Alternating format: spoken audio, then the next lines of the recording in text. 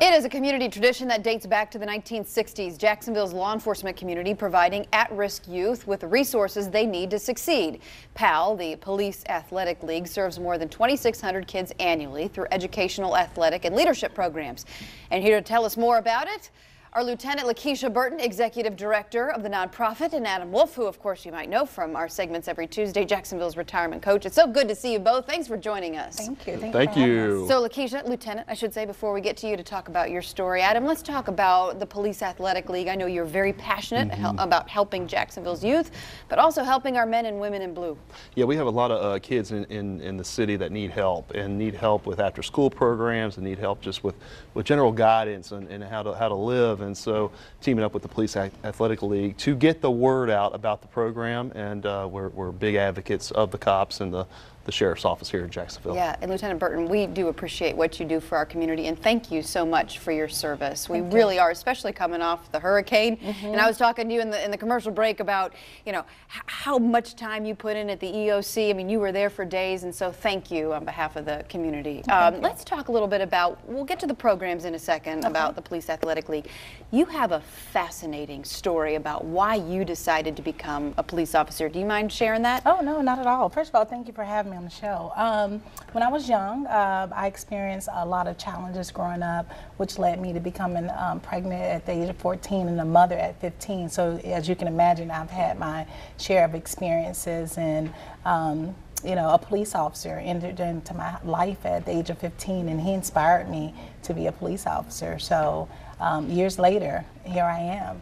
What was it about this police officer that you saw that you wanted to then chart your life in a similar course? Yeah, he shared such tremendous compassion at a very dark period time in my life. So I just always remembered how that made me feel, and it just really inspired me to do something good for others. And so do you think that's why you're passionate now about heading up the Police Athletic League and going out and helping other youth? Absolutely. I always had that desire. I said the way that he made me feel, I wanted to in turn give that back to others, and you know, from a police perspective. What is it like for you going out into the community? What is the reaction that you're getting, and what are you hoping to instill in these children, given what you've been through? What do you want them to take away from your specific interaction with these kids? Basically that no matter you know, what your life is dealt, whatever you go through, it's not the end, and just because you live in a certain area or you don't have this or that, that shouldn't define who you are or dictate what your future should be. And we just try to, you know, instill in them that you can truly be whatever you want to be in life. Your story is so inspirational. I know that it is making some national headlines. We won't get into the details, but when this does surface nationally, we're going to have you come back and spill the beans about everything. Let's talk about the program. Okay. Some of the things that people can learn more about the Police Athletic League, and then we'll talk about how people can help. But what programs do you use for these kids? Okay, so first of all, as you can see, PAL's been around for a long time, and it started from police officers engaging in kids with sports. Well, that has expanded over the years, and now we provide an education program which consists of an after-school program and summer program. And with the after-school program, it's a very minimum cost. Parents pay a one-time fee of $50, and what we do, we pick up their kids from school, we bring them to our sites, we have certified teachers to help them with their homework, we have structured activities, and we feed them a hot meal because many of them won't have a healthy meal. So, and there are a lot of nonprofits doing awesome work, but what sets us apart is that we have police officers involved every day. So we have that, and then we have a teen leadership program.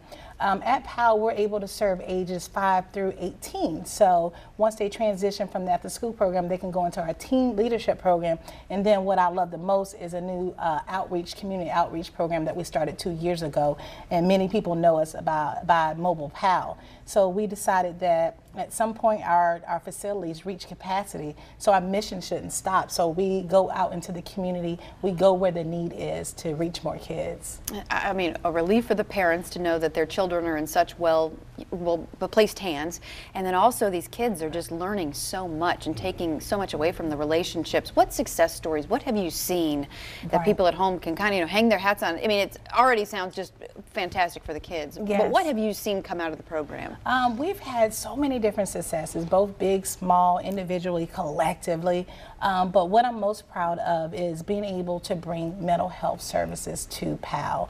Ms. Dolores Barr-Weaver, who's a champion for kids in our community, she gave us funding for a mental health counselor, which we did a pilot program last year, and I can tell you it was fascinating. It's phenomenal successes. So we're able to provide individual, group, and family counseling, and anytime you can tap into the family foundation and help the family, it's a win-win for our kids. And it was such a success. Now we've partnered with the Youth Crisis Center, and now we're able to provide a mental health counselor at each one of our sites. So it's phenomenal to be able to really look at what their real need is, the underlying issues, and deal with that. And we've seen tremendous successes. Lieutenant Burton, thank you for sharing your story, ma'am, and for coming on and for what you're doing for our community. And Adam, thank you for providing us with the opportunity and introducing us to the lieutenant here to learn more about the Police Athletic League. Thank you both. Thank you. It's a wonderful opportunity. And if you would like to support, by the way, a worthy cause, you can donate to the Police Athletic League of Jacksonville so that, as you heard, area kids can continue to get the support and encouragement that they need. You can visit the website. It is jaxpal.com. There is a tab at the top of the page where you can submit a donation, which will go a long way. Or you can stop by any one of the PAL's 5 area community centers to learn more about how you can get involved with this initiative. Thank you again both for being here.